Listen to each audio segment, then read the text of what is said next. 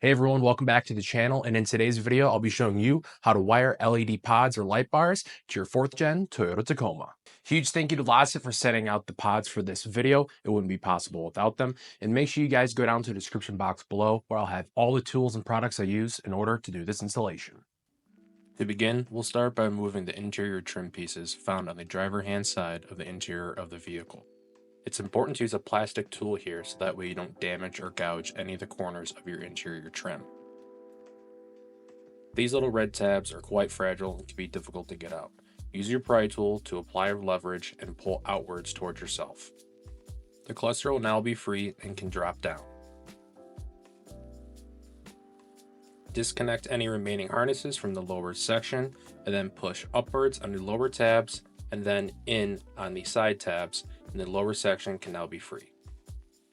Using your plastic pry tool, remove the dummy switch by inserting it and applying inward pressure and pushing outwards until it can be free.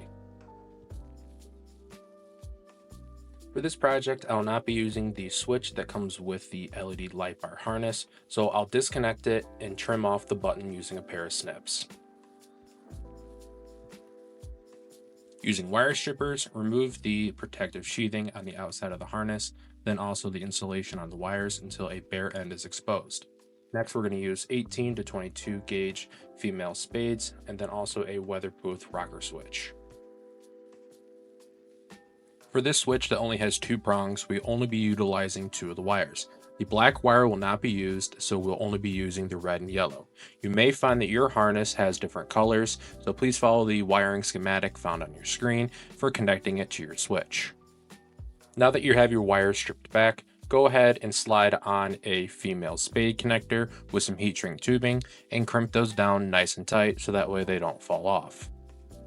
Now, depending on your rocker switch, you may have to do some slight trimming so that way when it is inserted into the free hole of your lower cluster, it does not interfere with the upper portion, causing it to stick.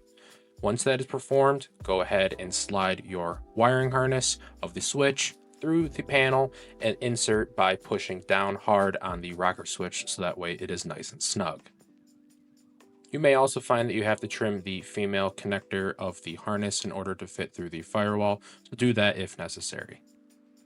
And speaking of firewall access, you will find the access port with a rubber grommet in the far back right hand side of your engine bay. Remove that grommet, drill a hole in the center, and then also create a little slit so that way you can get your wire harness through. Next, take the wire harness and slide it through and keep pushing until you feel like you have enough inside of your cab of your vehicle. Go inside the footwell of your vehicle and look up and you should be able to find the wire harness that you have just now pushed through. Go ahead, grab that and pull it so that way you have enough excess wire to work with when trying to fit back in your switch. Now grab the lower section of your cluster and insert it by putting the wire straight through and pushing back slightly until it snaps into place.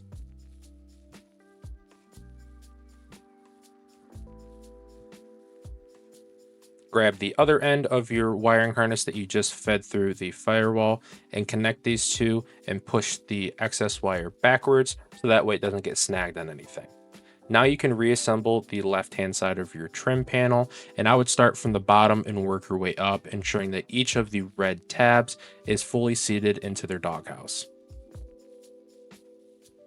Don't be afraid to use your plastic trim tool here, but again, just be careful that you don't apply too much pressure to the outside corners of the trim panel as it can create gouges.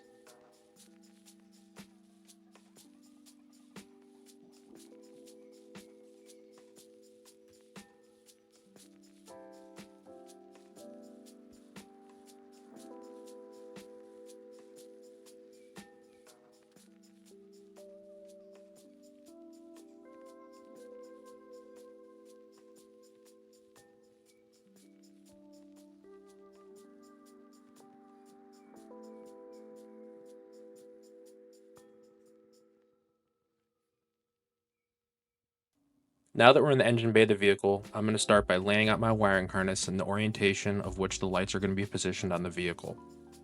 For instance, since these are pod lights, there's going to be a light on both the left hand and right hand side of the vehicle, so I'll need each connector to be placed respectively.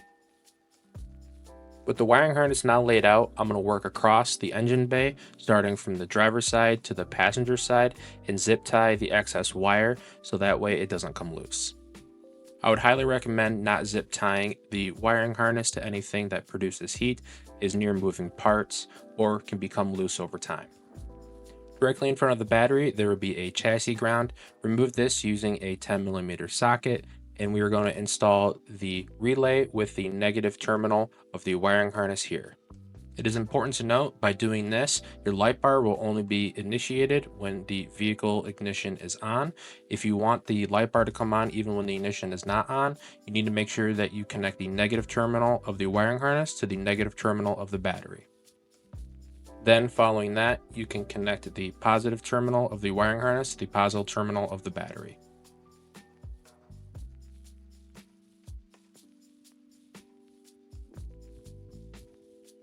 With the wiring now complete, the only thing left to do is plug in our lights and see how they work.